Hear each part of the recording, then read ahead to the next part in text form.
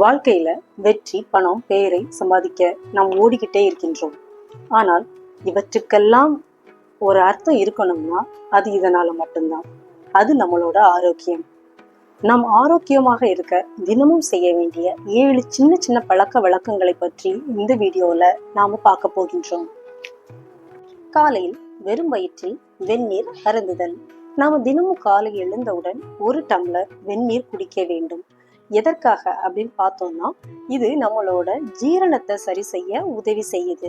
அப்புறமா மெட்டபாலிசத்தை வேகப்படுத்தவும் உதவி பண்ணுது. அடுத்ததா, உடம்பில் உள்ள கொழுப்புகளை கரைக்க மிகவும் உதவியாக இருக்கின்றது இந்த வெந்நீர். வெந்நீரோடு சேர்த்து சிறிது எலுமிச்சை சாறு அல்லது சிறிது சீரக பொடி சேர்த்தீங்கன்னா நல்ல ரிசல்ட் உங்களுக்கு கொடுக்கும். வெந்நீர் அருந்துவது நமக்கு ஒரு சிறு விஷயமாக தெரியலாம், ஆனால் இது ஒரு பெரிய ரிசல்ட் நமக்கு கொடுக்கும். ஆரோக்கியமான காலை உணவு.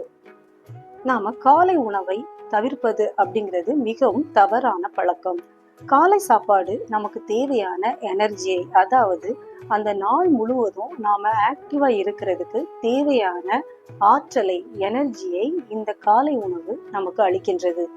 அது மட்டும் இல்லாம மன அழுத்தத்தை குறைப்பது, உடல் எடையை கட்டுப்படுத்துவது என பல விதங்களில் இது உதவியாக இருக்கின்றது.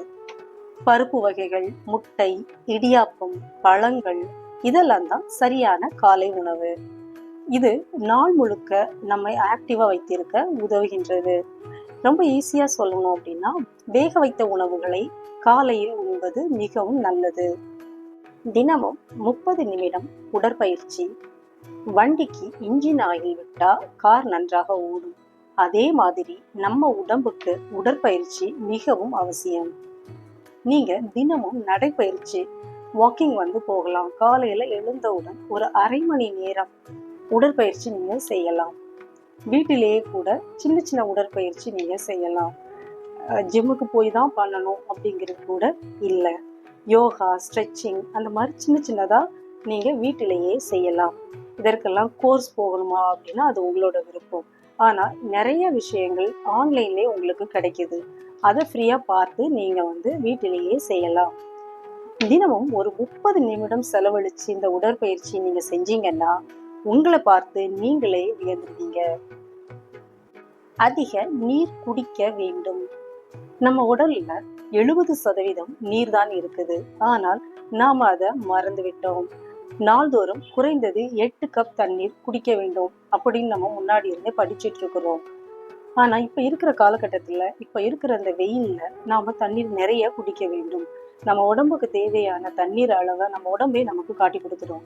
தண்ணீர் தாகமா இருக்கும்போது ஐஸ் வாட்டரை தேடி ஓடாம தண்ணீர், நார்மல் வாட்டர் நிறைய குடிச்சிட்டு அப்பவும் உங்களுக்கு சாட்டிஸ்ஃபை ஆகலை அப்படின்னா மட்டும் நீங்க ஐஸ் வாட்டருக்கு போங்க. ஏன்னா நீங்க ஐஸ் வாட்டர் குடிக்கிறப்ப பாடி நமக்கு தேவையான அளவு தண்ணீரை எடுத்துக்காது. நம்மளோட கம்ஃபர்ட்டுக்கு மட்டும்தான் தண்ணீரை எடுத்துக்கும். அதனால நீங்க நிறைய நார்மல் வாட்டர் குடிச்சிட்டு அப்புறமா ஐஸ் வாட்டர் கொஞ்சமா குடிச்சுக்கோங்க.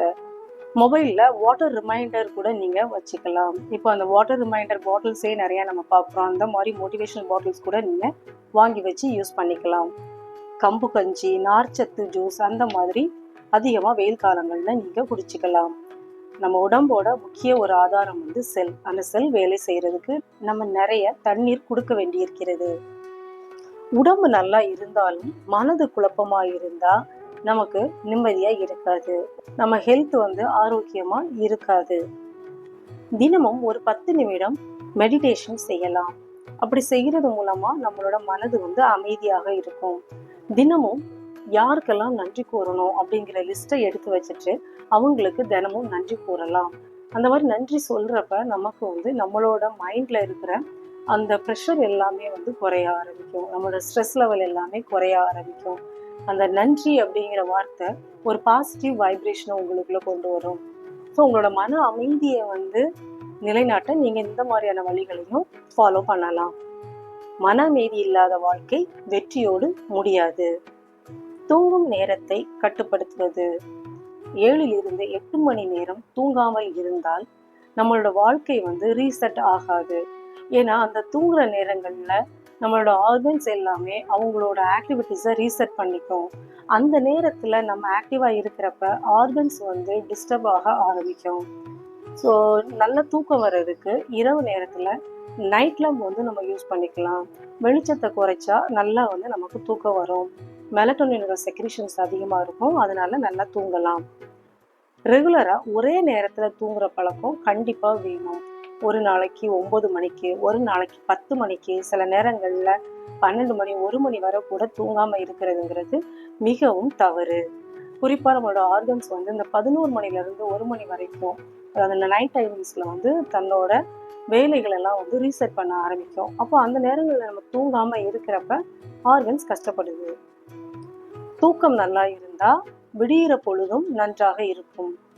முந்தைய நாள் வாழ்க்கையை ரிஃப்ளெக்ட் பண்ணுங்க. நம்ம ஒவ்வொரு நாளும் ஒரு புத்தக பக்கம் மாதிரி அந்த புத்தகத்தை முடிச்ச உடனே நம்ம ரிஃப்ளெக்ட் பண்ணணும். அந்த நாள்ல என்ன சரியா செய்தேன், என்ன தவறு செய்தேன், நாளை என்ன மாற்றலாம், அந்த மாதிரி நம்ம அந்த பொழுதுல அந்த ஒரு நாள் பொழுதுல என்ன பண்ணணும் அப்படிங்கிறத நம்ம எழுதணும். டெய்லி நைட்டு தூங்குறதுக்கு முன்னாடி அந்த நாள்ல என்ன நடந்தது, யாருக்கு நீங்க நன்றி சொல்லணும்னு நினைக்கிறீங்க, யாருக்கு சாரி சொல்லணும்னு நினைக்கிறீங்க அப்படிங்கிற விஷயத்த அந்த டைரியில எழுதிக்கிட்டே வாங்க. இந்த விஷயங்கள்லாம் எனக்கு ரொம்ப சந்தோஷமா இருந்தது, இந்த விஷயங்கள்லாம் எனக்கு மனசுக்கு கஷ்டமா இருந்தது, இதை நான் நாளைக்கு செய்யக்கூடாது அப்படிங்கிற ஒரு தெளிவான ஒரு முடிவு உங்களுக்கு கிடைக்கும். அந்த டைரி எழுதுறப்ப மனதும் ரொம்ப ரிலாக்ஸ்டா இருக்கும். ஏன்னா நம்ம சாரி கேட்கணும்னு நினைப்போம், ஆனா நேர்ல போயிட்டு கேட்கறதுக்கு மனசு வராது. அந்த மாதிரியான நேரங்கள்ல நம்ம டைரியில எழுதுறப்பவே நமக்கு ஒரு சாட்டிஸ்ஃபேக்ஷன் கிடைக்கும். ஓகே, நான் சாரி சொல்லிட்டேன் அப்படிங்கிற ஒரு சின்ன ஆறுதல் கிடைக்கும். அதனால உங்களுக்கு வந்து ஒரு ரிலீஃப் கிடைக்கும். இந்த சின்ன சிந்தனை பெரிய மாற்றத்துக்கு வழிதரும். சின்ன சின்ன பழக்கங்கள் தான் பெரிய மாற்றங்களை உருவாக்கும். இந்த 7 டிப்ஸை ஒரு வாரம் பின்பற்றி பாருங்க. உங்கள் உடலிலும் மனதிலும் வாழ்க்கையிலும் மாற்றம் கண்டிப்பாக தெரியும். இந்த வீடியோ உங்களுக்கு பயனுள்ளதாக இருந்தால் லைக் அண்ட் சப்ஸ்கிரைப் பண்ணுங்க. மேலும் பயனுள்ள ஹெல்த் வீடியோவுக்கு